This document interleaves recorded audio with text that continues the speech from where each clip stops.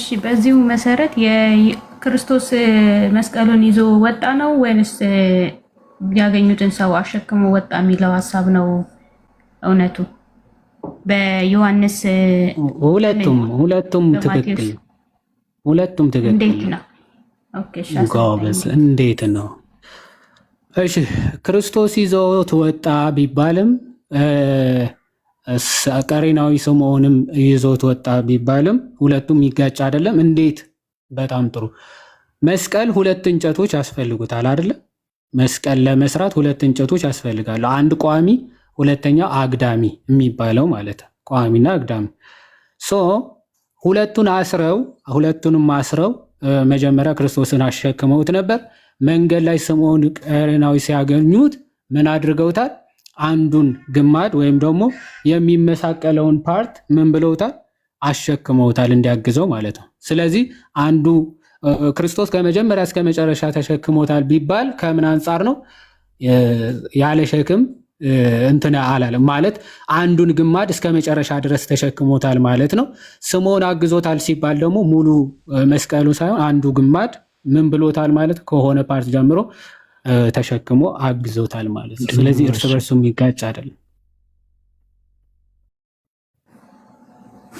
ምናልባት ሀሳብ ይገባል። ሁለቱም አንድ ላይ ይሄም ሰውዬ ተሰቅሏል ነው ሰቅለውታል ነው ያንንም ሰውዬ አይ ኖ እንጨቱን አግዞታል። ስለ እንጨቱ እኮ ነው እያወራን ያለው። የሚሰቀልበትን እጽ ወይም እንጨት የተመሳቀለ አልነበረም፣ ወይም ደግሞ መስቀል አሰርተው አልነበረም ያሸከሙት ክርስቶስን። ሁለቱም በአንድ ላይ አስረው አሸክመውት ነበር። ልክ መንገድ ላይ ማለት በጣም እየገፉ እያዳፉ ምናምን ሲወስዱት ስምዖን የተባለ አንድ ሰው ያገኛሉ እንዲያሸክሙት፣ ወይም ደግሞ ለመስቀሉ የሚሆነው እንጨትን ያሸክሙታል። ግን ሙሉውን ሳይሆን የሚመሳቀል መስቀል የሚሰራ እንጨት አይደለ፣ አንዱን እንጨት ምን ብሎታል? አግዞታል ማለት ነው። ከዛ አንጻር ነው አንዱን ስላገዘው ነው እንደዛ ተብሎ የተነገረው ማለት ነው። አንዱን እንጨት አግዞት እስከሚሰቀልበት ድረስ ወስዶታል። ከዛ ልክ ቀራኒዮ እንደደረሰ መስቀሉን እንጨቱን አመሳቅለው መቱት። ከዛ ክርስቶስ ደግሞ በዛ ሰቀሉት ማለት ስምዖን ቀሬናዊ ስምዖን መንገድ ላይ ማገዝ ብቻ ነው። ያው የመጀመሪያው ሀሳብ ላይ እንትኑን ስላልተጨረሰ ሙሉ ነገር ስለተጨረሰ በመሀል የገቡ ነገሮች ስላልተጻፈ ነው የጠየቁት። እሺ የኢየሱስ የትውልድ ሀረግ የሚለው ላይ ማለት ነው በማቴዎስ 1 ላይ ያለው ከ1:16 ላይ ያለው ከሉቃስ ጋር እንዴት ነው ነገሩ? እንዴት ነው የምታጣምሩት? የኢየሱስን አባት ሪሂ ነው ማን የሚል ስም አለው። እሱስ እንዴት ነው የምታጣምረው? እሺ አጠር አድርጎ ለመግለጽ ይሄም በአይሁዶች ዘር አቆጣጠር እንዴት አይነት አቆጣጠር አለ መሰለሽ? አንድ ሰው ለምሳሌ የበኩር ልጅ ቢሆን ከዘመዱ ወይም ከእስራኤላውያን ነገድ ከቤተሰቡ የበኩር ልጅ ቢሆን ያ የበኩር ልጅ ሳይወልድ ቢሞት ምን የሚል ሕግ ነበራቸው እስራኤላውያን? የእርሱ ታናሽ ወንድም ወይም ደግሞ ከእርሱ ቀጥሎ ያለው ወንድም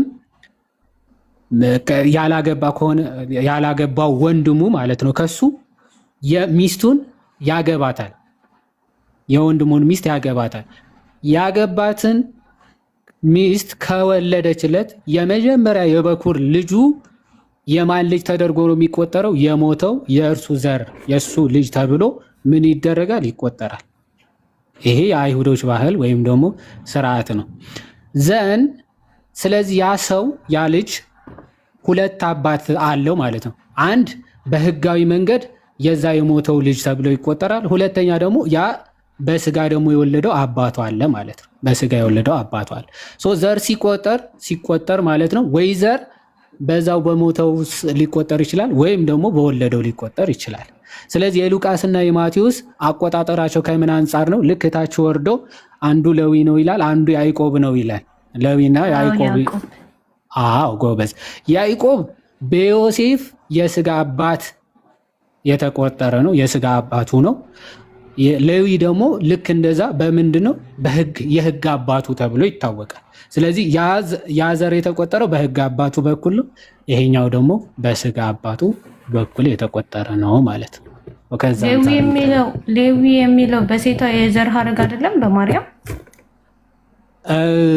ባይዞ ሁለቱም የእመቤታችን የዘር ሀረግ አለበት። ምክንያቱም ክርስቶስ የእመቤታችን የስጋ ዘመድ ወይም ደግሞ የስጋ ልጇ የእሷ ብቻ ስለሆነ ማለት።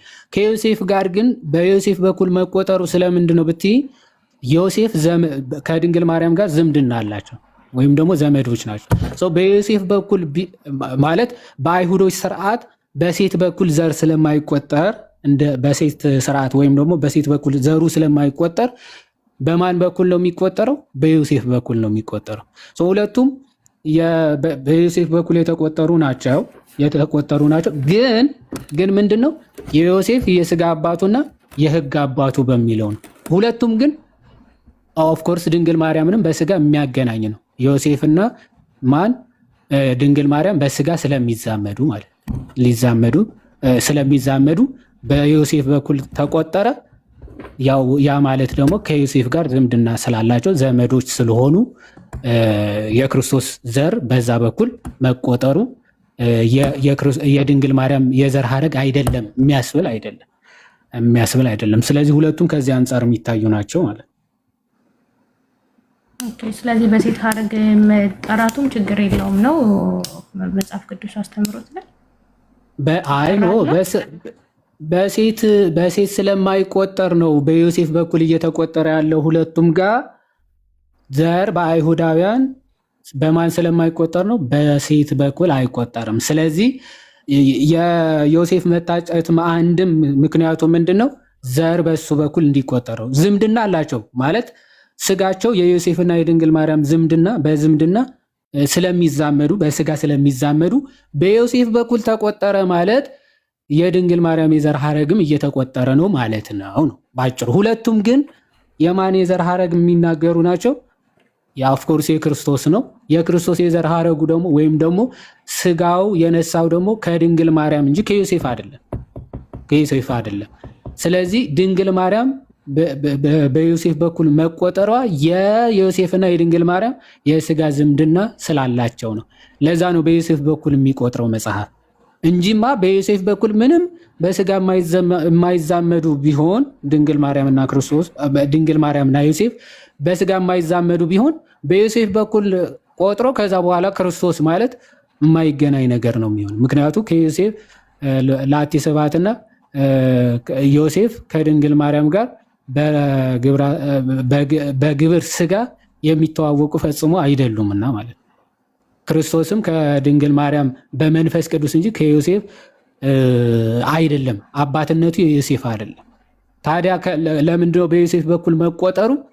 በስጋ ከድንግል ማርያም ጋር ዘመዳማቾች ስለሆኑ በዚህ ነው። ሁለቱም የዮሴፍ የዘር ሀረግ የሚያሳዩ ናቸው። የዮሴፍ ማለት ደግሞ የድንግል ማርያምን የስጋ ዘመዱ ስለሆነ የሚያጠይቅ ነው። ግን ሁለቱም ልዩነት ወይም ደግሞ የሰዎች የስም ልዩነቶች ለምን መጣ የሚለው ከሆነ ግን በአይሁዶች ስርዓት መሰረት የህግ አባትና የስጋ አባት የሚባል ስላለ አንዱ ማቴዎስ የስጋ አባቱን ሲቆጥር፣ ሉቃስ ደግሞ በህግ አባት በኩል ቆጥሮታል ነው። ሁለቱም የሚጣረስ አይደለም። እንደ መጽሐፍ ቅዱስ ኢየሱስ ክርስቶስ አባት የሚባለው አንድ አብ እግዚአብሔር ነው አይደለ? ዮሴፍ ለሱ አባት ተብሎ ያልተጠራበት አንዱ ምክንያት በስጋ ስላልተገናኙ ነው ወይስ ምንድን ነው? የሆነ በማሳደግ በኩል ባይዘወይ አባት ሊባል ይችላል ዮሴፍ። ኦኬ። ዮሴፍ ግን አባት የማይባልበት ዋና ምክንያት እንዳልሽው የስጋ አባቱ አይደለም። ክርስቶስ በስጋ አባት የለውም። አባቱ ሰማያዊ ነው። የአብ የባህሪ ልጁ ነው።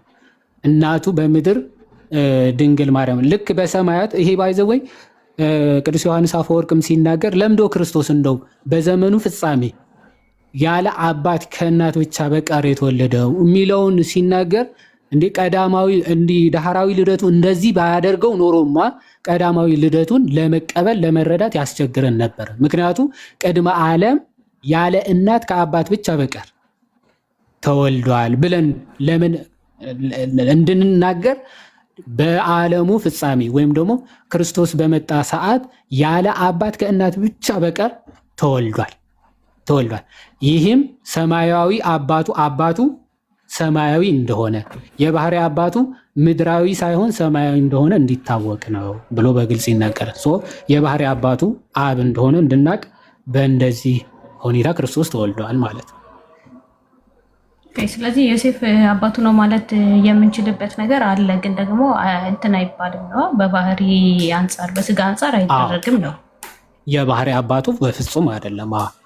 ኦኬ። እንደ መጽሐፍ ቅዱስ ማርያምና ዮሴፍ ባልና ሚስት ናቸው ወይስ አይደሉም? ባልና ሚስት ናቸው ሊባል ማለት ቃሉ በቃል ደረጃ ከመጠቀም አንጻር የሆነ ሊባል የሚችልበት ሴንስ አለ። ማለት ከምን አንጻር ነው? ይሄ ባልና ሚስት እንደሚያደርጉት ሩካቤ ላቲ ስባት እሱም ፈጽሞ የሚያስበው አይደለም፣ እሷም እንደማታስበው ተናግራለች። ማለት ድንግል ማርያም ምን ብላ ወደዛ አልሄድኩም። ወደዛ አልሄድኩም። ድንግል ማርያም በድንግልና እንደወለደችው አውቃለሁ። ትክክል። ዘላለምንም ድንግል ሆና እንደኖረች ይታወቃል። ከምን አንጻር ሊባል ይችላል መሰለሽ? ቃሉ በመጠበቅ ማለት በመጠቀም አንጻር ከምን አንጻር ሊነገር ይችላል መሰለሽ? አሁን አይሁዶች ያለ ወንድ አሁን ጸነሰች የሚለውን ይዘው ድንግል ማርያም ከውግራት ምናምን ለማዳን እንደዛ ተብሎ ሊጠራ ይችላል። የተጠራበት አውድም አለ። ግን ይህ ሲባል ግን ምንድን ነው? ልክ ፍትወታት የስጋ ፈቃዳት ግን በሁለቱም መካከል ፈጽሞ አይኖርም፣ ኖሮም አያውቅም ማለት ነው። ኖሮ አያውቅም፣ ፈጽሞም ሊኖር አይችልም። እንደውም አውግስቲኖስ ምን ብሎ ይናገራል? ሌሎች ባልና ሚስት ተብለው ሲጠሩ ወይም ደግሞ ሲጠራሩ ምን ይላል? ባይነሰሲቲ ባልየውን የሴትየዋን ድንግልና ለማፍረስ ነው ባል ተብሎ የሚጠራው ይላል። ባልና ሚስት ሲጋቡ ድንግል የነበረችውን ድንግልናዋን ታጣለች አይደል? የዮሐንስና የዮሴፍና የድንግል ማርያም ደግሞ በጣም የሚያስደንቀውና የሚለየው የእነርሱ እጮኝነት ወይም ደግሞ ሶኮልድ ጋብቻ የሚባለው ግን በተቃራኒው የድንግል ማርያምን ድንግልና ለመጠበቅ ነው ይላል። አያችሁ ልዩነት? ሌሎቹ ሲጋቡ ድንግልና ለማፍረስ ኦኬ አት ዘ ኤንድ ኦፍ ዘ ዴይ ወይ ልጅም ለመውለድ ምናምን ቢሆን እንደዛ ለሩካቤ መፈጸማቸው አይቀርም። በአንጻሩ የዮሴፍና የድንግል ማርያም ደግሞ የእመቤታችንን ድንግልናዋን ንጽህናዋን ለመጠበቅ ነው ዮሴፍ ራሱ የታጫው ነው። እንዴት ብትሉ አንድ ይሄ ከአይሁዶች ሀሳብ ይሄ አይሁዶች አመንዝራ የተገኘች ብትኖር ትወገር የሚለውን ሕግ ለመጠበቅ ከውግራት ድንግል ማርያምን ለመጠበቅ፣ ሁለተኛ ደግሞ ድንግል ማርያም ደርሳለች ምናምን ብለው ለሌላ ላለመዳር ማለት ተድራ ይሄ የስጋ ፈቃድ አግብታ ምናምን ለመኖር ፈጽሞ ፈቃዱ የእሷን ፈቃድ አለም የእግዚአብሔርም ማለት የእሷ ፈቃድ እግዚአብሔርም ፈጽሞላታል ማለት ነው። ምክንያቱም ወንድ ሳላቅ እንዴት ይሆንልኛል የሚል ጽኑ አቋም የነበራት ነው። ወንድን ለማወቅ ፈጽሞ እውቀት ማወቅ ማለት እንደዚህ በርኳቤ ስጋ የማወቅ ሀሳቡም እቅዱ እንደሌላት የታወቀ ነው። እግዚአብሔር ደግሞ ይህን ሀሳቧ በዮሴፍ በኩል ጠብቆላታል ማለት ለዛ ነው ድንግል ማርያም ወድንግል ትባላል። ወድንግል ማለት እናትም ድንግልም የሆነች እንደሆነች ሁሉ የወለደችውም አምላክም ሰውም ነው ተብሎ ይነገር። ሰው እናት ከሆነ ድንግል ሊሆን አይችልም። ድንግል ከሆነ እናት ሊሆን አይችልም። ከሁለቱ አንዱ ሊያጣ ግድ ነው። ድንግል ሆና እናት የሆነችው እሷ ብቻ ነች። አምላክ ሆኖ ሰው የሆነም እሱ ብቻ ነው። ለታሪክ ከዚያ አንጻር እንዲፈጸም እንደዛ ሆነዋል ማለት ነው። እሺ አንድ ጥያቄ ልጨምር። ሌላ መልካም። እሺ ጨምሪ። በኢየሱስ ልክ በተሰቀለ ጊዜ ላይ ጌታ ሆይ ምናምን ብሎ ለጸሎትን ያደረገው ለእኛ እንትን ለማለት ነው፣ እኛን ለማስተማር ነው ስለ ጸሎት የሚል ነገር አለ አይደለ? አስተምሮቱ ላይ አዎ አለ አለ። ኦኬ፣ እንደዛ ከሆነ እቺ ጽዋ ከኔ ትለፍ የምትለው ነገር ኢየሱስ ክርስቶስ በፍቃዱ ነው የተገደለው የተሰቀለው ለኛ የሚለውን ነገር አያጣርስም? እንዴት ነው? ያ በጣም ቆንጆ ጥያቄ። ይህች ጽዋ ከእኔ ትለፍ ማለት አውዱ ዝም ብለን በአሁን አነጋገር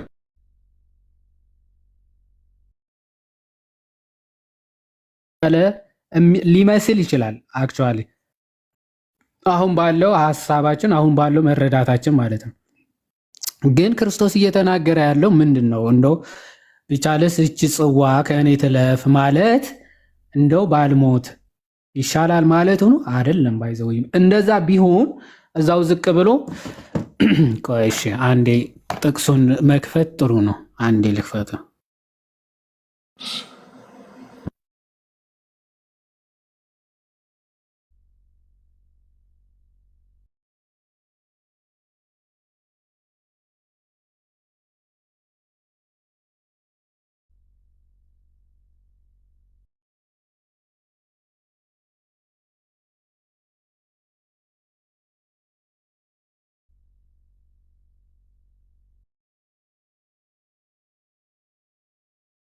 ሚዩት ነክ ሶሪ ኦኬ። እኔ ደግሞ እንትን እያልኩ ሄድኩበት እኮ ነፍሴ እስከ ሞት ድረስ እጅግ አዘነች፣ በዚህ ቆዩ ከእኔም ጋር ትጉ አላቸው ይላል። አሁን አንድ ለምሳሌ ነው የሚባለው። ከዚህ አንጻር ነው ሐዋርያቶቹ ለጸሎት ትጉ እያላቸው በመከራ ሰዓት ሰው ወደ ፈጣሪው መትጋት መጸለይ እንዳለበት ሊያስረዳ ሊያስተምርም ነው። በእርግጥ ጥቂትም ወደፊት እልፍ ብሎ በፊት ወደቀና ሲጸልይ አባቴ ቢቻልህስ ይህች ጽዋ ከእኔ ትለፍ፣ ነገር ግን አንተ እንደምትወድ ይሁን እንጂ እኔ እንደምወድ አይሁን አለ ይላል። አሁን ይሄው እንደው አሁን እቺን ጽዋ ከእኔ ትለፍ ማለት እኔ ጽዋን አልጠጣት በቃ ትለፈኝ እያለ ነው አይደለም። ለእሱን መሆኑን በምን የምናውቀው መሰል ወደ ፈተና እንዳትገቡ ትጉና ጸልዩ፣ መንፈስስ ተዘጋጅቷል፣ ስጋ ግን ደካማ ነው እያለ ይናገራል። እነሱ ትምህርት እንዲወስዱ ነው። አንድ ግን ክርስቶስ ምን ብሎ ይናገራል መሰላችሁ? እዚሁ ዝቅ ብሎ ኦኬ፣ ያው እዛው ዝቅ ብዬ ቁጥር 39 አይደል ያነበብኩት፣ እዛ 47 ላይ እንዲህ ይላል። ይህንንም ገና ሲናገር እነሆ ከ12ቱ አንዱ ይሁዳ መጣ፣ ከእርሱም ጋር ብዙ ሕዝብ ሰይፍና ጎመድ ይዘው ከካህናት አለቆችና ከሕዝቡ ሽማግሌዎች ዘንድ መጡ ይላል። ልክ ይህንን እየተናገረ ማለት ዘን አሳልፎ የሚሰጠው የምስመው እርሱ ነው ያዙት ብሎ ምልክት ሰጥቷቸው ነበረና ወዲያው ወደ ኢየሱስ ቀረበና መምህር ሆይ ሰላም ለአንተ ይሁን ብሎ ሳመው ይላል። እሺ ይሁዳ ሳመው። ኢየሱስም ወዳጅ ሆይ ለምን ነገር መጣህ አለው። በዚያን ጊዜ ቀረቡ፣ እጃቸውንም በኢየሱስ ላይ ጭነው ያዙት ይላል። እነሆም ከኢየሱስ ጋር ከነበሩት አንዱ እጁን ዘርግቶ ሰይፉን መዘዘና የሊቀ ካህናቱን ባሪያ መትቶ ጆሮውን ቆረጠው ይላል። አሁን የምር ኢየሱስ ያንን እንትን ይሄ እንደው መሞቱ ከእኔ ይቅርብኝ እያለ ቢሆን አሁን ጴጥሮስ ነው እንግዲህ ከሐዋርያቶቹ ከእርሱ ጋር ከነበሩት አንዱ ተነሳና ሰይፍ ይዞ ጆሮውን ከነዛ ከያዙት መካከል አንዱን ጆሮውን ቆረጠው ይላል። እሰይ ደግ አደረግ ተገላገልኩ ነበር ማለት የነበረበት አይደል? ክርስቶስ ግን ምን አለ? በዚያን ጊዜ ኢየሱስ እንዲህ አለ፣ ሰይፍ የሚያነሱ ሁሉ በሰይፍ ይጠፋሉና ሰይፍን ወደ ስፍራው መልስ አለ። ኦኬ፣ ወደ ስፍራው መልስ ሰይፉን። ሰይፍ የሚያነሳ ሁሉ በሰይፍ ይጠፋል። ወይስ አባቴን እንድለምን እርሱም አሁን ከ12 ጭፍሮች የሚበዙ መላእክት እንዲሰድልኝ የማይቻል ይመስልሃል? አሁን እኔ እንደው ባልፈልግና ሞቱን የማልፈልገው ቢሆን ከአብ ዘንድ ምን ከ12 ጭፍሮች የሚበዙ መላእክት እንዲሰድልኝ የማይቻል ይመስልሃል እንዴ? ይሄ ሞቱ የማያስፈልግ ቢሆን ኖሮ እኮ መላእክት ላክልኝ ወይም ደግሞ መላእክት ኑ ቢላቸው እልፍ መላእክት እኮ ተሰልፈው ይመጣሉ። እንደዛ የማይቻል ነው እንደሚመስልህ አለው ጴጥሮስን ሰይፍ አንስቶ ሲቆርጠው። ታዲያ ለምንድን ነው ክርስቶስ ማለት እየሞትክ ያለኸው የሚለውን ሲናገር እንዲህ አለ። እንዲህ ከሆነስ ማለት ክርስቶስ መሞት ባይኖርበት እንደዚህ ሊሆን ይገባል የሚሉ መጻሕፍት እንዴት ይፈጸማሉ? እንደዛ ከሆነማ ክርስቶስ ሊሞት ሊሰቀል በሶስተኛው ቀን ደግሞ ሊነሳ ያስፈልጋል ብለው መጻሕፍት የተናገሩት እንዴት አድርጎ ሊፈጸም ይችላል? ሰው ሊፈጸም አይችልም ማለት። ስለዚህ ይሄ የሚፈጸም ትንቢት ነው። ታዲያ ይቺ ጽዋ ከእኔ ትለፍ ምን ማለት ነው? ቢቻልህስ ይቺ ጽዋ ከእኔ ትለፍ ማለት በእኔ ሞት በሰው ልጆች ላይ የሰለጠነው ሞት ይለፍ ማለት ነው። ግን የእኔ ፈቃድ አይሁን የአንተ ፈቃድ ይሁን ማለቱ ምን ማለት ነው? ከአብ ተልኮ የመጣበት ዋና ዓላማ ምንድነው? ይሄንን ሞት ለማስወገድ ነው። ሞቶ በሰው ልጆች ላይ ሰልጥነው የነበረውን ሞት ለማስወገድ ነው። ሰው ይህችን ጽዋ ጠጥቼ በሰው ልጆች ላይ የነበረውን ሞት ይወገድ ማለቱ ነበርና ይህም የእኔ ብቻ ፈቃድ ሳይሆን የአንተን ፈቃድ ይሁን ብሎ በግልጽ እየተናገረ ነበረ ማለት ነው።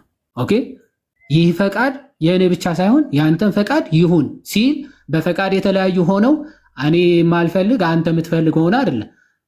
የእኔ ፈቃድ ብቻ ሳይሆን የአንተን ፈቃድ ይሁን ብሎ እየተናገረ ነው። ስለዚህ በክርስቶስ ሞት ሞታቸው ይወገድ።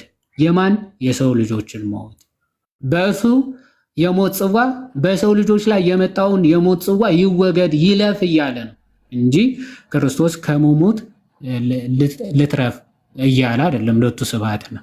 እንደዛ ቢፈልግማ ይኸው መላእክት ጭፍሮችን ያመጣል፣ ሊይዙት የመጡትን ይዘርራቸዋል። እንደዛ ብቻ መላእክት መጥራት ራሱ አያስፈልገውም። ባይዘው እኔ ነኝ በሚለው ቃሉ ብቻ ሁሉንም ያጠፋቸዋል።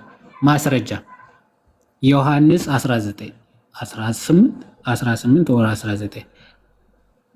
18 ላይ ምን ይላል መሰላችሁ? ልክ ክርስቶስን ሊይዙት ተሰብስበው መጡ አይደለ? ስለዚህ አለ ይሁዳ ጭፍሮችንና ከካህናት አለቆች ከፈሪሳውያን ሎሌዎችን ተቀብለው በችቦና በፋና በጋሻ ጦርም ወደዚያ መጣ። ክርስቶስን ለመያዝ እንደዚህ ነው የመጡት። ባይዘው ችቦ አላቸው፣ ጋሻ አላቸው፣ ጦር አላቸው፣ ሰይፍ አላቸው። ያልያዙት ጉድ የለም። ወንበዴ እንደሚይዙ ሰው ማለት። ስለዚህ ኢየሱስም የሚመጣበትን ሁሉ አውቆ ወጣና አለ ማንን ትፈልጋላችሁ አላቸው። በቃ ሊይዙት እንደመጡ ስላወቀ ወጣ። ማንን ትፈልጋላችሁ ብሎ ጠየቃቸው። የናዝሬቱ ኢየሱስን ብለው መለሱለት ይላል። አሁን ክርስቶስን ወይም የናዝሬቱ ኢየሱስን ነው የምንፈልገው ብለው ሲመልሱለት ኢየሱስ ምን አለ ይላል? እኔ ነኝ አላቸው። ኦኬ፣ እኔ ነኝ የናዝሬቱ ኢየሱስ ሲላቸው ቀጥታ ምንድን ነው ያለው? አሳልፎ የሰጠው ይሁዳ ደግሞ ከእነርሱ ጋር ቆሞ ነበር። እንግዲህ እኔ ነኝ ባላቸው ጊዜ ወደኋላ አፈግፍገው በምድር ወደቁ ይላል። ክርስቶስ እኔ ነኝ በሚለው ቃሉ ብቻ ሁሉንም የያዙትን ሰይፋቸውን ምናምናቸውን ጥለው ሁሉም ወደኋላ ወደቁ ይላል። በቃ ከዛ በኋላ ምን አላቸው? ርኅሩኅ ጌታ ነው፣ ተነሱ በሉ። በራሳቸው ስልጣን እኔን መያዝ እንደማትችሉ ካሳያቸው በኋላ ደግሞ ምን አላቸው? ማንን ትፈልጋላችሁ ብሎ ጠየቃቸው። እነርሱም የናዝሬቱ ኢየሱስን አሉት። ያው እንግዲህ እኔ ነኝ አልኳችሁ። እንግዲህ እኔን ትፈልጉ እንደሆነ እነዚህን ይሂዱ ተዋቸው ይላል። ሐዋርያቶቹን አትያዟቸው፣ ይኸው እኔ አለው ብሎ ይነግራቸዋል። ይህም ከእነዚህ ከሰጠኝ አንዱስ እንኳን አላጠፋም ያለው ቃል ይፈጸም ዘንድ ነው ይላል። ሐዋርያቶቹ ተበተኑ፣ ይኸው እኔን ግን ያዙኝ ብሎ ተናገረ ማለት ነው። ክርስቶስ ይኸው ሞቱን እየሸሸ ወይም ደግሞ አልሞት ብሎ እየተናገረ ሳይሆን ክርስቶስ በሚቀበለው ሞት የማን ሞት ያልፋል፣ የማን ሞት ይጠፋል ማለት ነው። በሰው ልጆች ላይ የሰለጠነ ሞት ይወገዳል፣ ይወገድ እያለ ነው ማለት ነው። እሺ፣ እዚህ ላይ አሁን አንድ ሀሳብ መናገር የምፈልገው እቺ ጽዋ ከኔ ትለፍ ያለው ለኢየሱስ ክርስቶስ ተከታዮች ከሆነ ኢየሱስ ክርስቶስ እዛ ጋር እየሞተ ያለው አካላዊ ሞት ከሆነ እናንተ የምታልፉት አካላዊውን ሞት ነው ወይንስ መንፈሳዊ ሞት? እንዴት ነው? በጣም ጸዴ ጥያቄ። ትክክል። እሺ፣ ክርስቶስ አካላዊ ሞት ቢሞትም እያጠፋ ያለው ግን ሁለቱም ሞቶች ነው። በደንብ ሁለቱም ሞት ክርስቶስ እያጠፋ ነው። አንድ ሞቶ አፈር ሆኖ በስብሶ መቅረትን። ኦኬ፣ ሰዎች ከክርስቶስ መምጣት በፊት እጣ ፈንታቸው ምንድን ነው? አፈር ትቢያ ሆነው መቅረት ነበረ። በቃ ምንም ተስፋ የላቸውም። ክርስቶስ ይህንን ሙስና መቃብር አጠፋ። ሞተ ስጋ የሚባለውን አጠፋ። ሞተ ስጋ ማለት ስጋ ፈርሶ በስብሶ መቅረቱን ትቶ ከክርስቶስ ጋር ሕያው ሆኖ መነሳትን። ያው ሞተ አይደለ? ሞቶ ግን አልቀራም፣ ስጋውን አስነስቶታል። ስለዚህ በትንሣኤው ሞተ ስጋን አጠፋ። አንድ በሞቱ ደግሞ ሞተ ነፍስን አጥፍቷል። ሞተ ነፍስ ምን ማለት ነው? ከክርስቶስ ልደት ከክርስቶስ መምጣትና ከክርስቶስ መሞት በፊት ሰው ሁሉ ጽድቅ ሆነ፣ ጽድቅ ሰራ፣ ኃጢአትም ሰራ። መኖሪያው ሲኦል ነበረ። ምን ማለት ነው? ቅዱስ ነቢየ እግዚአብሔር ኢሳያስ እንደተናገረው ጽድቃችን እንደ መርገም ጨርቅ ተቆጠረ ብሎ ተናግሮ የለም? ጽድቅ ቢሰሩም ጽድቃቸው ወደ ገነት ወደ መንግስተ ሰማያት ሊያስገባቸው ከቶ አልቻለም። ጽድቃቸው ግን እንደ መርገም ጨርቅ ሆኖ ሁሉም ተሰባስበው የት ይገቡ ነበር? ሲኦል ይገቡ ነበር። ክርስቶስ በሞቱ ይህንን ወደ ሲኦል መውረድን አጠፋ። ማለት አጠፋ ሲባል የገነት መንገድ ከፈተ፣ የገነትን በር ከፈተው ማለት። ከዛ በፊት ዝግ ነበረ፣ ሁሉም ተያይዘው። ግን አሁን በብሉይ ኪዳን ጽድቅ የሚሰሩ ሰዎች እንደው ከኃጢአተኞች ጋር እኩል ዝም ብለው ሲቃጠሉ ነበረ ቢባል ግን አይ፣ እዛ ሲኦል ቢሆኑም ግን ከስቃዩ ከእሳት ወላፈን ጸጋ እግዚአብሔር ይከልላቸው ነበረ። ስቃዩ ግን ማስጨነቁ ግን የሲኦል አስፈሪነቱ ግን እስቲል እንደከበባቸው ነው ማለት ነው። ከስቃይ ከእሳት ወላፈን መቃጠላቸው መሰቃየታቸው ቢቀርም እንኳን ግን እዛ የጭንቅ ስፍራ ግን መገኘታቸው ግን አልቀረላቸውም ሁሉም ማለት ነው። ዘን ክርስቶስ ከመጣ በኋላስ ጻድቅ እንደ ጽድቁ ኃጢአተኛው እንደ ኃጢአቱ ይሆናል ማለት ምን ማለት ነው? የገነት መንገድ ከፈተ አይደለ? በተሰቀለ ጊዜ በቀኝ በኩል የነበረውን ወንበዴ ምንድን አለው? ዛሬ ከእኔ ጋር በገነት ትሆናለህ አለ። በቃ ገነት የዛኔ ከፈታት፣ ተከፈተች። ስለዚህ ሰው ቢያምን ክርስቶስን ቢቀበል በሞተ ስጋ ቢለይ አንድ ትንሣኤ አምኖ ወይም ደግሞ እንደ ክርስቶስ ስጋው በስብሶ ፈርሶ እንደማይቀርና ትንሣኤ እንዳለው ያምናል። የታወቀ ነው። ክርስቶስ አሳይቶናል። ትንሣኤ ሙታን እንዳለ ስጋችን ፈርሶ በስብሶ እንደማይቀር እንደ ብሉዩ እንዳልሆነ ተነስቶ አሳይቷል። ትንሣኤ ስጋ እንዳለው ያምናል። አንድ ሁለተኛ ደግሞ ጽድቅን ክርስቶስን ተቀብሎ የሞተ ሰው ደግሞ ምን የለውም? ሲኦል መግባት የሚባል የለም። ገነት ተከፍቷል። ወደ ገነት ይገባል ማለት። ስለዚህ ክርስቶስ ሁለቱንም አጥፍቷል። ምንና ምን? ሞተ ስጋ ሞተ ነፍስን አስወግዷል። ሞተ ስጋ ያልን እንደሆነ መቃብር መቅረትን አጥፍቷል። ሞተ ነፍስ እንዳልን ተያይዞ ሲኦል መውረድን አጥፍቷል። ሰው ጽድቅ ቢሰራ ገነት፣ ኃጢአት ቢሰራ ሲኦል ይገባል ማለት ነው። ከዚህ አንጻር ክርስቶስ የሰራው ሁለቱንም ነው። መቃብር መቅረትን ስትለኝ ጊዜ በፊት ላይ የነበሩት አሁን እንደነገርከኝ ከሲኦል አምላክን ጠብቋቸዋል ያልከኝ መቃብር ውስጥ ሆኖ ነው እንደ ሲኦል? አልገባኝም። አይ ስጋቸው በቃ ትቢያ ሆኖ ነበር የሚቀረው። ክርስቶስ ለስጋችን ትንሣኤ ባይሰጠው እኮ ይህን አብርሃም ታዲያ መቃብር ላይ ትቢያ ሆኗል እኮ ስጋቸው። በቃ ነፍሳቸው ደግሞ ሲኦል ነው ያለው። ስጋቸው መቃብር ላይ ፈርሷል፣ በስብሷል። ነፍሳቸው ደግሞ ሲኦል ላይ ያለው ማለት። ስለዚህ ሞተ ስጋ ወነፍስ ነበረ ማለት ስጋቸው ሊነሳበት የሚችለውን አፈር ነህና ወደ አፈር ትመለሳለህ ብለዋል አይደለ እግዚአብሔር። በቃ አፈር ትቢያ ሆኖ ነበር የሚቀረው ስጋቸው። በማን ነው ትንሣኤን ያገኘው? ወይም ደግሞ የሰው ልጆችን ትንሣኤ ያበሰረው? ስጋችን ደግሞ በስብሶ ፈርሶ ድጋሜ ሰው እንዲሆን አቅም ያስቻለው ወይም ደግሞ የሰጠው ማን ነው? ክርስቶስ ነው። ክርስቶስ ደግሞ በምንድን የሰጠው? በትንሣኤው ነው። ከዛ በፊት ክርስቶስ በትንሣኤው ያልሰጠው ማለት የሰጠው ባይሆን ኖሮ ከዛ በፊት ትንሣኤ ምናምን ስጋ ቢኖር ኖሮ ሰዎች ይነሱ ነበር ማለት ስጋቸው ሳይፈር ሳይበሰብስ ምናምን ይነሳ ነበር። ክርስቶስ ነው ለዚህ ሁሉ ለስጋችን ተስፋ ፈርሶ መበስበስ እንደሌለው ተመልሶ እንደሚነሳ ትንሣኤ የሰጠን ክርስቶስ ነው ማለት።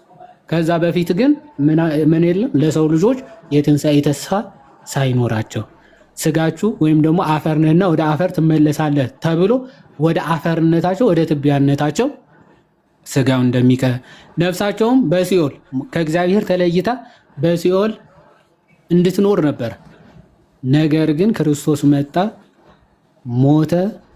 ሞተ ስጋ ወነፍስ አጠፋ። ልክ የስጋ እንዳልኩሽ ስጋው በመቃብር ፈርሶ በስብሶ እንዳይቀር አደረገው። ለዛ እኮ ነው ሐዋርያት ሥራ ላይ ምን ብሎ እንደውም ዳዊት ስጋው ፈርሶ በስብሶ እንደማይቀር እርግጠኛ የሆነው በትንቢት ምን አይቶ ነው? የክርስቶስን ትንሣኤ አይቶ ነው ይላል። ይኸው ሐዋርያት ሥራ ላንብብላችሁ። በእናንተ አስተምሮት ገነት የሚባለው ምድር ላይ ነው ያለው የሚባል ነገር ባለፈው ሰማሁኝ። ስለ አዳምና ሔዋን ከገነት መባረር ይወራ ማለት ነው። እና ኢየሱስ ክርስቶስ ከፈተ የተባለው ገነት ነው። አንዴችንን ጨርሳ ኦኬ፣ ተውጣለሽ። አንዴችንን ጨርሳ።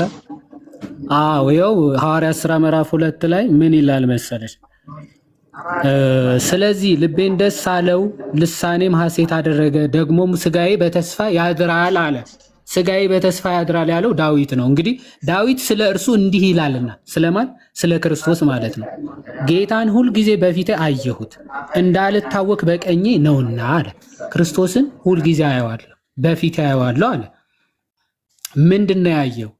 ስለዚህ ልቤን ደስ አለው ይላል። አሁን የነቢያት ሁሉ ተስፋቸው ሐሴታቸው ክርስቶስን ማየታቸው ነው። ልሳኔም ሐሴት አደረገ፣ ደግሞም ስጋዬ በተስፋ ያድራል።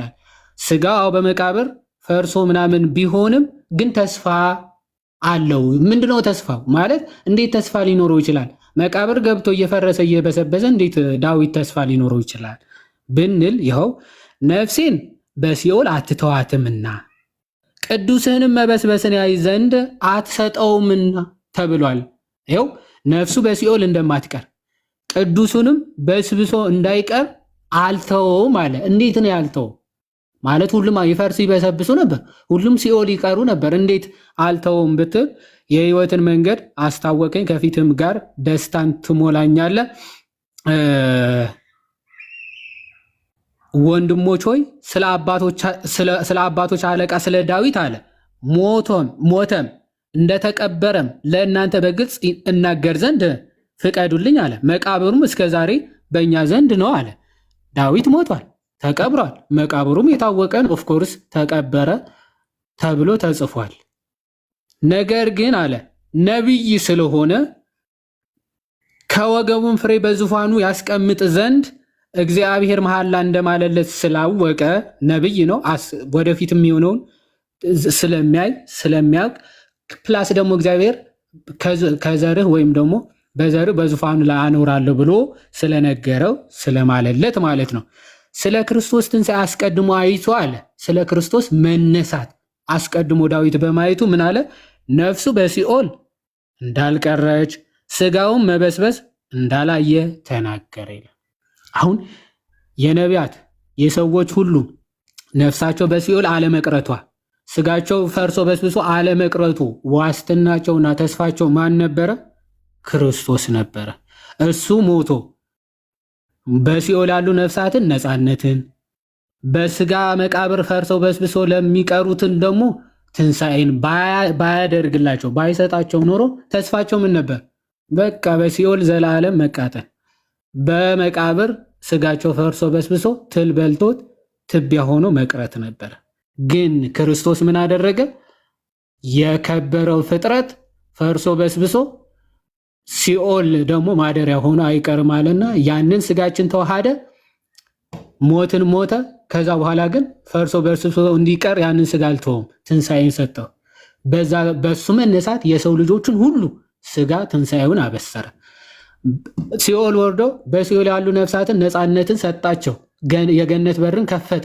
ስለዚህ ነፍሳት ደግሞ እርሱን በመቀበል እርሱን በማመን የገነት መንገድ ደግሞ ተከፈተላቸው።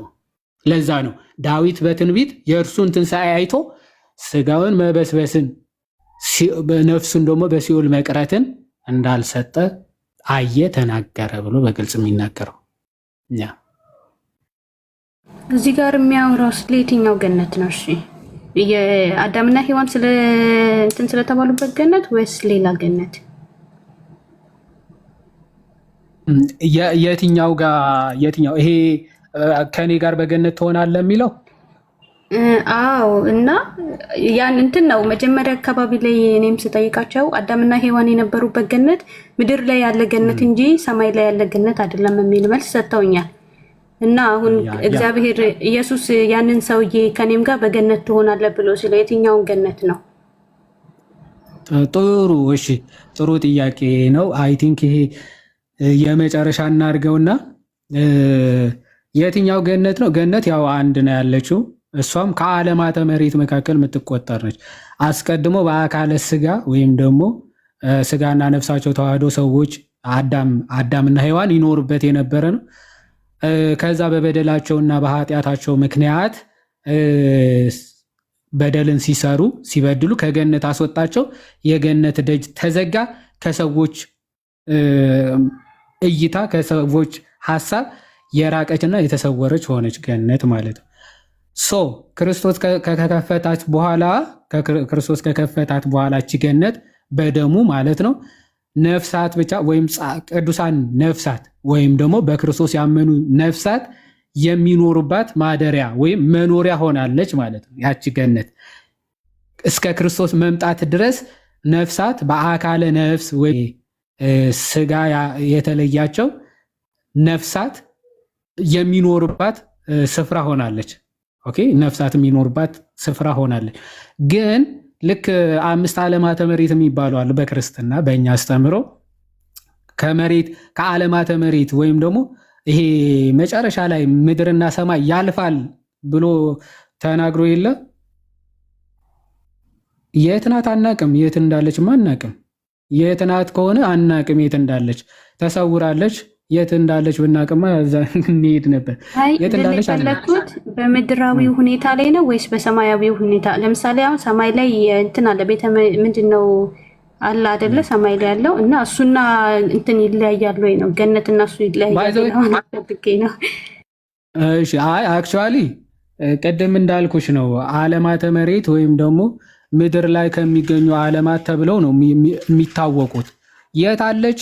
ዊዶን ነው የት እንዳለች አናቅም። እንግዲህ እግዚአብሔር በእግዚአብሔር እውቀትና በእግዚአብሔር ሀሳብ ያለች ነች። ግን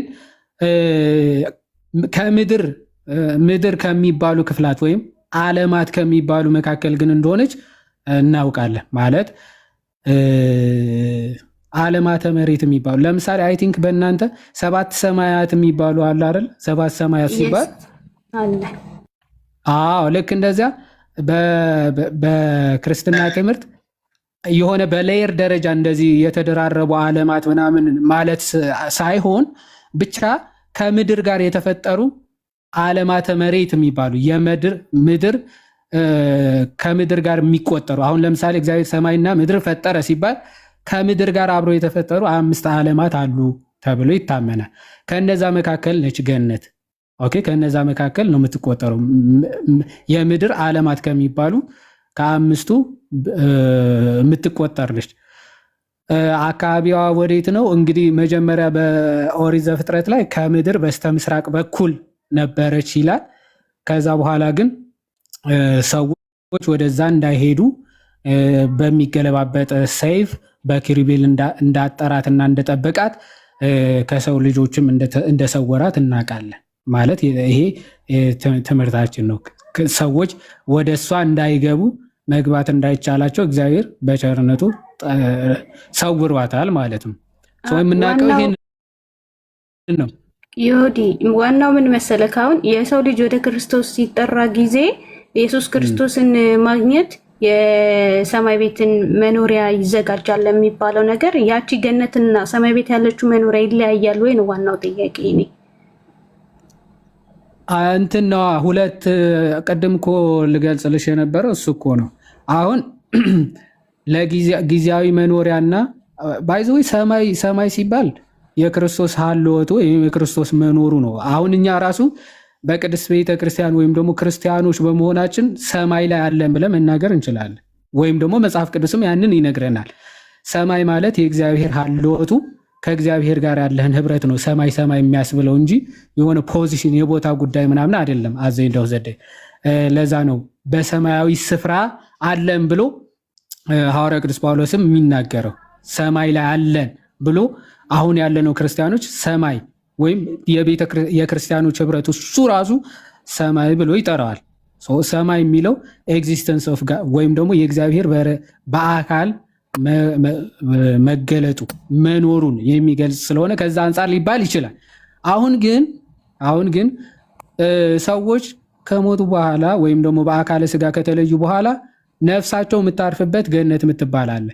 የክርስቶስ መንግስት ወይም ደግሞ ሰማያዊ መንግስት የሚባል ደግሞ ከፍርድ በኋላ የምንኖርበት ደግሞ ሌላ ሰማይ አለ። ስለዚህ ሁለት ሰማዮች ተብለው ሊጠሩ ይችላሉ ልልሽ ፈልጌ ነው። መጀመሪያ ለጊዜያዊነት ማቆያ የሚባል ነገር አለ።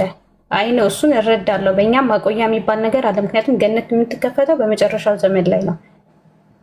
የእኛ ገነት ሳይሆን እሱ መንግስተ ሰማያት ነው። እሱ የሚከፈተው ገነት ሳይሆን መንግስተ ሰማያት ተብሎ ይጠራል። ፍጹም ተቃራኒ ነው ማለት ነው በዚህ ደረጃ። አሁን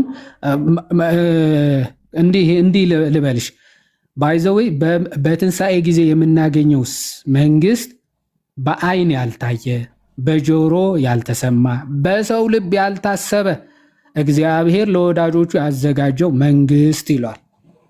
ያ በጣም በቃ እንደው በልባችን እናስበው በአይምሯችን እንሳለው ብንል ማለት የምናገኘው ጸጋና በረከት ሊታሰብ ሊሰማ ሊነገር የማይችል በአይን ሊታይ የማይችል ታላቅ ክብርና ታላቅ መንግስት እግዚአብሔር አዘጋጅቶልናል። አሁን ያንን የምንጠብቀው አዳምና ሔዋን የኖሩበት አሁንም ቅዱሳን የሚኖሩበት ከሆነ በአይን ያልታየ በጆሮ ያልተሰማ በልብ ያልታሰበ ሊባል ፈጽሞ ራሱ እንዴት ይቻላል? ኦልሬዲ አዳምና ሔዋን እኮ ነበሩበት አይደለ? አዎ እነሱ ኖረውበታል። መስማትና ማየት ብቻ ሳይሆን ኖረውበታል ማለት ነው። ክርስቶስ የሚሰጠን መንግስት ለዘላለም የምናገኘው መንግስት ግን እንዲህ ነው ብለህ እንኳን የታየና የተሰማ ሊሆን ይቅርና በልብ ራሱ ላስበው ብትል ሊታሰብ የማይችለውን መንግስት ነው ክርስቶስ የሚሰጠን ማለት ነው። ስለዛ ከፍርድ በኋላ ስለምናገኘው መንግስት ሰው ራሱ ሊያስበውና ሊገምተው ራሱ በጭራሽ አይቻለውም። ይህም በደንብ ልናቅ ይገባል። ገነት ግን በሰው ልትታሰብ ትችላለች። ኦፍኮርስ በሰው ታይታለች። አዎ ተሰምታለች። አዎ ተሰምቷል ማለት ነው። ሁለቱም የተለያዩ ናቸው። ጉድነስ ሌላ ቀን ጠይቃለሽ። እኔም 30 ሰዓት አለፈብኝ። መልካም ጊዜ። መልካም። እሺ፣ እግዚአብሔር ይርዳሽ። በጣም ጥሩ ልጅ ነሽ። በአንቺ ጥያቄውም ብዙ ነገሮች አይ ቲንክ ተነጋገርን፣ ተማማርን። አትጥፊ፣ በርቺ፣ ጠይቂ እና በርቺ። እሺ እህታችን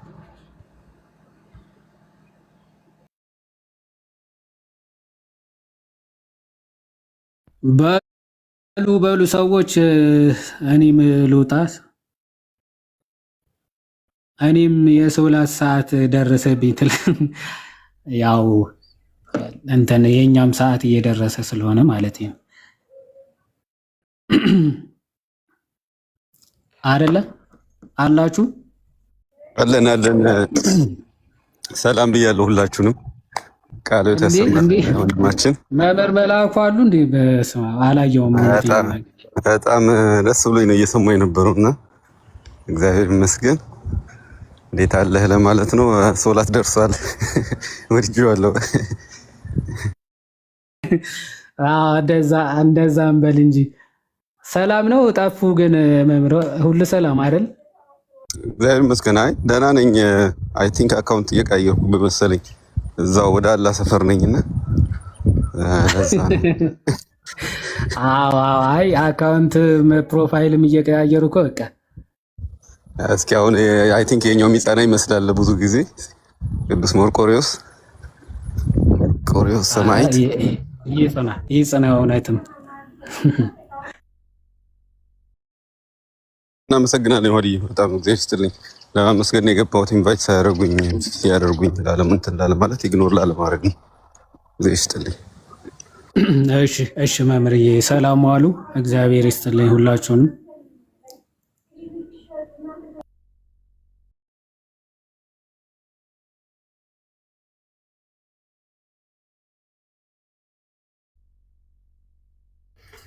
ዮሐድዬ ቃለ ሕይወት ያሰማልን፣ ቃለ ሕይወት ያሰማልን፣ ቃለ ሕይወት ያሰማልን።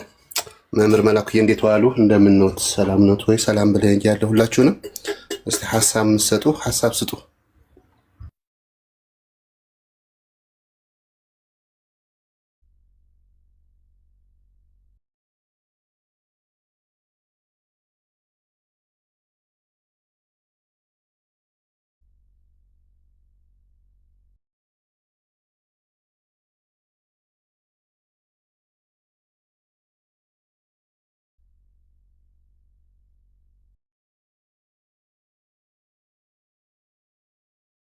ቃለ ሕይወት ያሰማልን። ዮሐዴ እናመሰግናለን። እግዚአብሔር ያክብርልን። መምህር እንዴት ኖት? ጠፍተዋል ግን እርሱ አሉ እና ጥያቄ ያላችሁ ወንዶች ወይስ መዝጋት?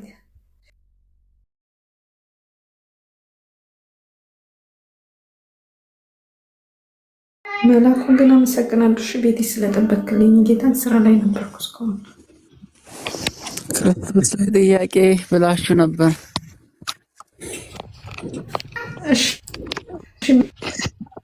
ግን ጉድነስን አንዴ ላመስግናት። ዛሬ ሳታውቀው አባታችን ሆይ ብላ ሳትጸልይ አልቀረችም። አጠያየቋም ስነስርዓቷን በጣም ደስ ይል ነበረና እግዚአብሔር ያክብርልን። በጥሩ ጥያቄ እንደዚህ ለሚጠይቅ በጥሩ ሁኔታ ይመለስለታል። ቃለ ሕይወት ያሰማልን። ወንድሞቻችንም ቀጥል። አምኛለሁ። እሺ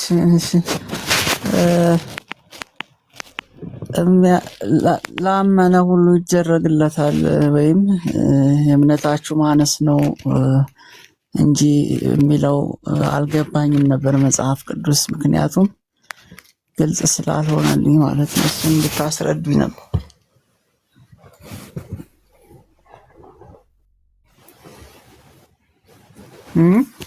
አትሰሙም? እሺ ቆይ መምህር መላኩ ይመልሱልሃል። መኪና ላይ ነኝ፣ ኮኔክት አድርጌዋለሁ። ይረብሻል ድምፁ ወንድሞች እህቶች? አይረብሽም። በጣም ጥሩ ነው። በጣም ጥሩ።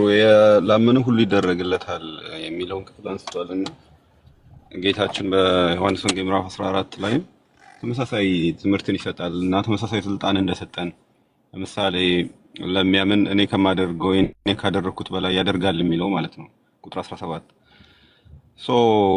ምን ማለት ነው? ይሄ ከተባለ በእምነታችን ምክንያት ማን ላይ ባለን እምነት? እግዚአብሔር ላይ ባለን እምነት ማለት ነው። በራሳችን ሳይሆን በእግዚአብሔር በማመናችን ምክንያት ቅዱስ ጳውሎስ ሮሜ ምዕራፍ 8 ቁጥር 27 ላይ እንደሚያስቀምጠው ከአሸናፊው ከእግዚአብሔር ጋር ስንኖር የሚያሸንፈንን ሁሉ አሸናፊዎችን ሁሉ እናሸንፋለን፣ ከአሸናፊዎች እንበልጣለን ብሎ እንደተናገረው በዚህ ምድር ላይ አሸናፊ የሆኑት ረሃብ፣ ስደት ወይም መከራ፣ ነገስታት ወይም ሰይጣንም ጭምር ቢሆን እና ሌሎች ፈተናዎች በሙሉ እንደውም እዛ ጋር ይዘረዝራቸዋል። አይታችሁ ከሆነ ረሃብ ነው፣ ጥም ነው፣ መታረዝ ነው፣ ሞት ነው ብሎ ሁሉንም ይጠቅሳቸዋል። እና እነዚህን ሁሉ ማሸነፍ እንችላለን ከማን ጋር ስንሆን? ከአሸናፊው ከእግዚአብሔር ጋር ስንሆን። አንበሳ ያሸነፈው ዳንኤልን ስናይ ኦኬ ዳንኤል አራዊትን ታግሎ በጉልበት ምናምን ሳይሆን ከእግዚአብሔር ጋር በመሆኑ ምክንያት እግሩን የሚያጥቡት እግሩን የሚልሱት ሆነዋል። የዮሴፍንም ብታዩት ህልመኛ ነው፣ ምንም የለውም፣ ግን በጠላት ሀገር በነገስታቱ ፊት ክብር ያገኘው ከእግዚአብሔር ጋር በመሆኑ ነው። ሙሴን ብትሄዱ ፈርዖን ጋር የነበረውን ክብር ፈርዖን አምላክ ጥያቄ እኔ እንቅርታ አቋረጥኳችሁ። እዚህ ጋር ነው ጥያቄ። እኔ ማስረጃ የምፈልገው መጽሐፍ ቅዱስ ላይ ከነበሩ በፊት ካለፉ ህይወቶች ሳይሆን ለምሳሌ የሚሳነው እንደሌለና ላመነው ሁሉን ማድረግ እንደሚችል በምድራችን ላይ ካለው እውነታ አንጻር በምሳሌ ብጠቅስ በስሜ ላመኑ ብሎ የሚዘረዝራቸው በጣም ወሰን የሌላቸው ነገሮች አሉ። ነገር ግን በምድራችን ላይ አያሌ ከባባድ በሽታዎች አሉ እና ብዙ በሽተኞች በሕክምና ቦታዎች እየተሰቃዩ ነው ያሉት። ነገር ግን ፈዋሹና አዳኙ እሱ እጅ ላይ እያለ ሆኖ ማለት ነው። እነዛ ሁሉ ህዝቦች የማያምኑ ናቸው ማለት እንችላለን? አይ ቲንክ ያው እንትን ጥያቄውን ስለገባኝ አድሬስ እያደረኩት ስለሆነ ከዚህ በኋላ እስከምጨርስ ከቻልክ ጠብቀኝ። እሺ መጽሐፍ ቅዱስ ላይ እውነት ያለውን ነገር ስለምናምን ነው። ከዛ ውጭ ባለው እውነታ ላይ እንድናየው። እሺ እነኚህ ሰዎች እኮ የረሃብ የአንበሳ ምናምን የሚባለው ዛሬም አንበሳ አለ። አንበሳ ያሸነፈ ሰው ካየ የእኛና የእሱ ልዩነት የእምነታችን የእግዚአብሔር ከኛ ጋር መሆን እንጂ ሰው አለመሆኑ አይደለም። ዳንኤል ወይም አሁን ላነሳል ያለሁት ዳዊት በእድሜም በምንም በስልጣንም በስጥቅም የሚበልጠውን አካል አሸንፎ ያሳየን መጽሐፍ ቅዱስ ላይ ከእግዚአብሔር ጋር ከመሆኑ የተነሳ ነው እና በእግዚአብሔር ላይ ያለን እምነትና እግዚአብሔር ከኛ ጋር መሆኑ ሌሎች ነገሮች እንድናሸንፍ የታመሙትን ምናምን እያነሳው ነበርና ከዛ መሀል ላይ ገባ ማለት ነው። ስለዚህ ሰው ሲያምን ወደዚህኛው ወደ ሁለተኛው ጥያቄ የመጣው ሰው ሲያምን ምንድነው ማድረግ የሚችለው ከተባለ የዓለምን ኃጢአትና የዓለምን መከራ ሁሉ ያስወግዳል አልተባለም። ሲያምን ጀስት አመንክ፣ እግዚአብሔርም ካንተ ጋር ሆነ። በአንዱ ሰው ማመንና እግዚአብሔር ከእርሱ ጋር በመሆኑ ዓለም ላይ ያሉ በሽተኞች ሁሉ በቃ እንዳይሞቱ ማድረግ ይችላል፣ ሎንጊቪቲ ይጨምራል የሚል አይነት ትምህርት አይደለም ጌታችን የሰጠው። ሰው ሁሉ ይሞት ዘንድ ግዴታ ነው እና ለምሳሌ እኔ አመንኩ፣ ስለታመንኩ እና እግዚአብሔር ከኔ ጋር ስለሆነ አፈር አይነካኝም ማለት አልችልም። ይሄ ለቅዱሳን ለሁሉም የማይቀር የህይወት ሳይክል ስለሆነ ወደ እግዚአብሔር መሄድ ግዴታ ስለሆነ ጳውሎስ እንደሄደው እያመነ እኮ ነው ተአምር እየሰራ እሱም ወደ እግዚአብሔር ለመሄድ የተገደደበት ምክንያት እዛኛው ህይወት ላይ መሄድ በቃ ምንም ጥያቄ የለው፣ መሸጋገሪያ ነው። ይሄኛው ዘላለማዊ ሊሆን አይችልም፣ በምንም ልናመልጠው አንችልም። የምናደርገው ነገር ከእግዚአብሔር ጋር ዘላለማዊ መሆን የምንችልበትን ስራዎች እዚህ ላይ ሆነን መስራት ማለት ነው።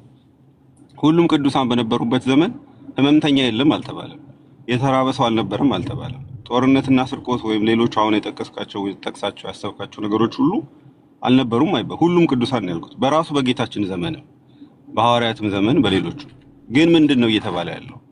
ቅዱስ ጳውሎስ በነበረበት የእግዚአብሔር አሰራር ከእርሱ ጋር ስለነበር የእግዚአብሔር ጸጋ ከእርሱ ጋር ስለነበር የታመሙ ሰዎች ቅዱስ ጳውሎስ ሲያግዛቸው በጸሎት በእግዚአብሔር ጸጋ ይድኑ ነበር እንጂ በዓለም ላይ ያሉ በሽተኛ ወይም ጦርነት ሁሉ አስቆመ የሚል ትምህርት የለም። እሺ ወደዚህ በጣም ስፔሲፊክ ካደረግነው ዛሬ በየቅድስት ቤተክርስቲያን አጥቢያ ወይም አጥር ውስጥ እንደምታውቀው ጸበል አለ እና የታመሙ ሰዎች ከብዙ አይነት በሽታ ይፈወሳሉ።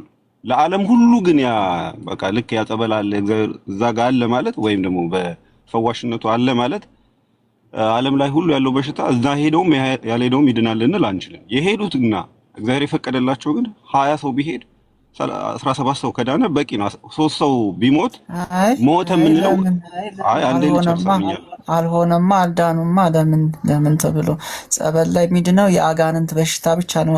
አይነ ጥላ፣ ዛር፣ ቡዳ፣ መናፍስት፣ የስጋ በሽታ፣ ኩላሊት፣ ካንሰር፣ ኤችአይቪ እያለ የሚጮህ የለም እስከዛሬ ድረስ። ሳይንስ ብሎ ይግባ፣ ሳይንስ ነው እያጠራን ያለው።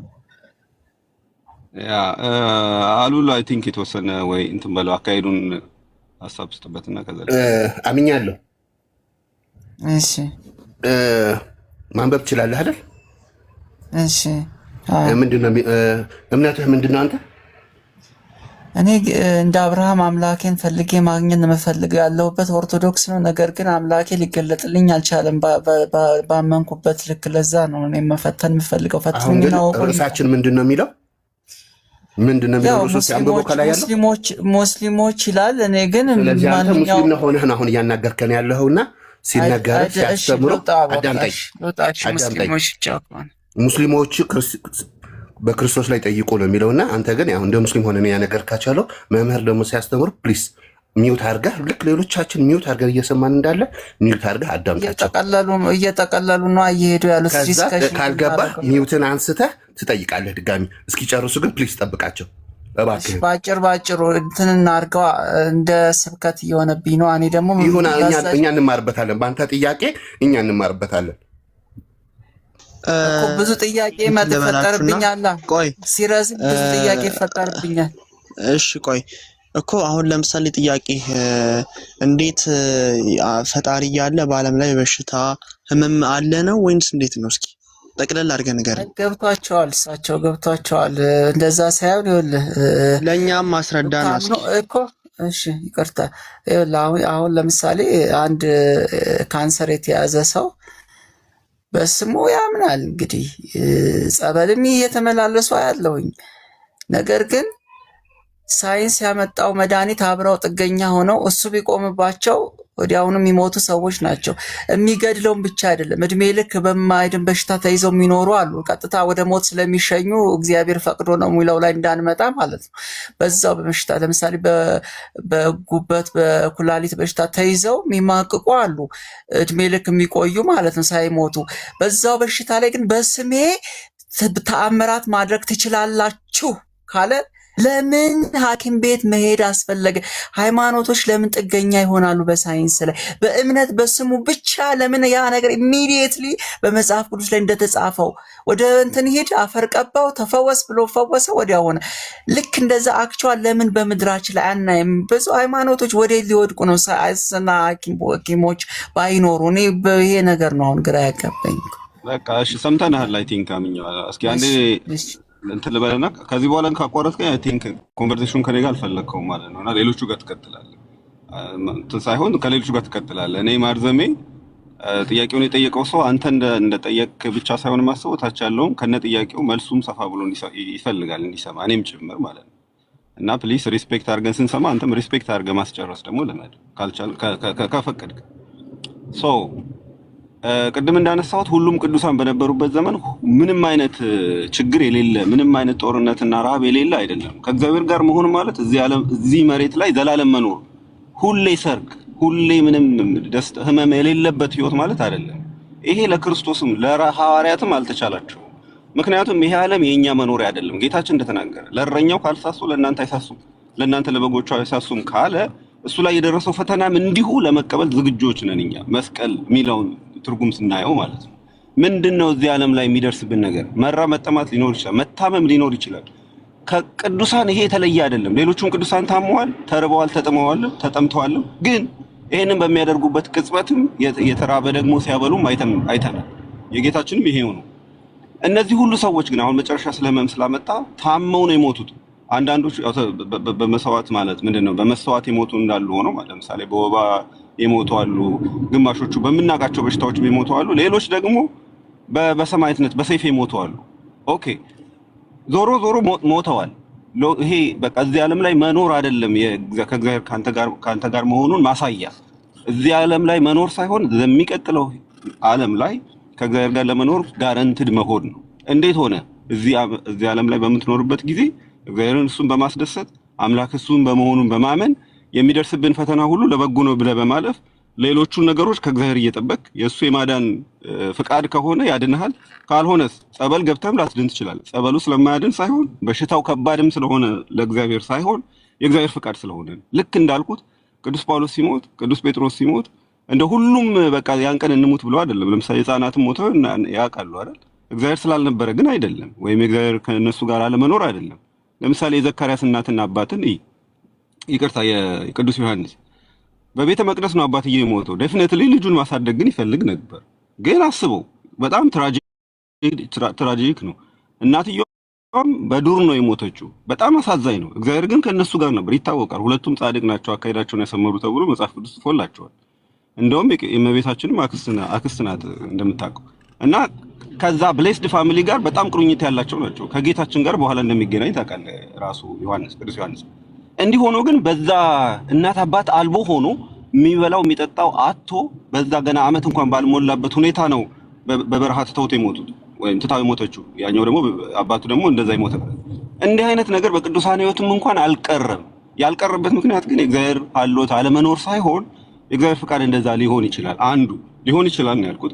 ከዚህ የተለየም ግን ማድረግ ይችላል። ለምሳሌ ሰው ሊሞት ተወስኖበት ትንቢተ ኢሳይያስ ላይ እንዳለው ቁጥር 40 ላይ ምዕራፍ 40 ላይ አንድ ሰው ለምሳሌ ትሞታለህ ተብሎ ጸሎት ጸልዮ እግዚአብሔርን እባክህ ተገናኘኝ፣ እባክህ ፈውሰኝ ብሎ ጠይቆት እግዚአብሔር ግን መጥቶ ልክ በኢሳይያስ በኩል መጥቶ ትሞታለህ እንዳለው በዛው በነብዩ በኩል መጥቶ አይ ትኖራለህ እንጂ አትሞትም አለው። ከዛ ስለዚህ እንደገና 15 ዓመት ተጨምሮለት ኖረ ማለት ነው። እና እንደዚህ አይነት ነገሮች በሽታ ሊወገድ ይችላል። መወገዱ ግን ግዴታ አይደለም ነው ያልኩት። የእግዚአብሔር ፍቃድ ከሆነ ቅድም እንዳልኩት ጸሎትን ሰምቶ ግን እድሜ ሊጨምርልህ ይችላል። ጸሎትን ሰምቶ እንደዮ የጠፉብን ሊመልስልህ ይችላል። ጸሎትን ሰምቶ በሽታ ሊያስወግድልህ ይችላል። ልክ ብዙ ሰው እንደሚወገድለት። አሁን ካንሰር አልዳነም አልኩ፣ ይሄ አንተ ነህ። እኔ ግን የአይን ምስክር ነኝ፣ ምንም ጥያቄ የለውም። ሄደ ጸበሎችንም ቼክ አድርግ ዛሬ ቪዚብል ስለሆነ የዳኑ በሽታዎች አሉ። የትኞቹም በሽታዎች ውስጥ ይሄንን ብለን አይድንም የምንለው የለም። ለእግዚአብሔር አይቻልም የምንለው የለም። ለአምላካችን እኛን ሁላችን ለፈጠረ። ስለዚህ ሳይንስ ከባድ ነው ያለው ሁሉ እግዚአብሔር ጋር ቀላል ነው። ግን ሁሉም ቀላል የተባለው ሁሉም ከባድ የተባለው ነገር መዳን ግዴታው አይደለም። አለመሞት አይደለም። ከእግዚአብሔር ጋር መሆናችንን ማሳያ ጤነኛ መሆን ብቻ አይደለም። ሀብታም መሆን ብቻ አይደለም። ሰርግ ቤት መሆን ብቻ አይደለም። የኛ ከእግዚአብሔር ጋር መሆናችን ማሳያ እና ይሄንን ተረዳውና በክርስቶስም በሐዋርያትም ያለፉት ፈተናዎች መራብ፣ መጠማት እንዲሁም ሞት ጭምር የኛ አካል ስለሆኑ በዚህ መንገድም ስለሆነ ወደሚቀጥለው ህይወት የምንሄደው ጀስት ከእግዚአብሔር ጋር መሆናችን ማሳያው ወይም ደግሞ በእኔ ካመናችሁ ሁሉን ታደርጋላችሁ ማለት እድሜያችሁ ዘላለማዊ ይሆናል። እዚህ ዓለም ላይ ሁሌ ሰርግ ነው እንጂ ሁሌ መራብ የለም።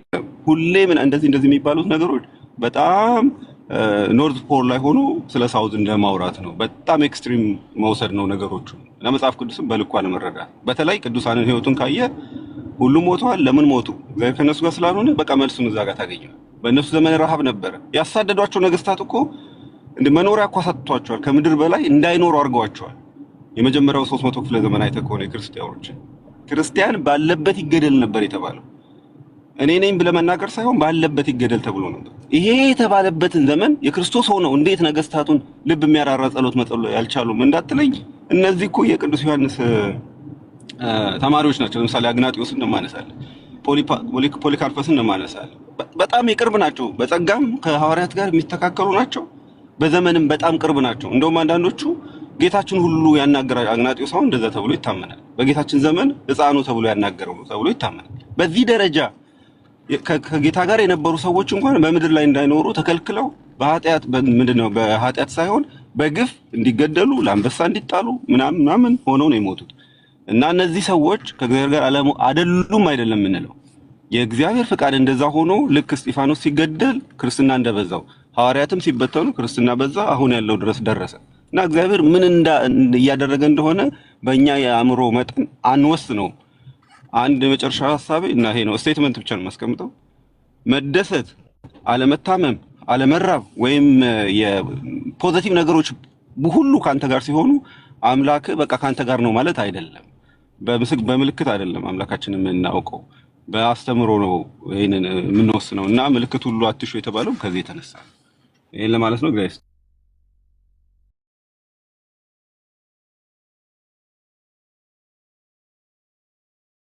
እሺ መቀጠል ይችላሉ።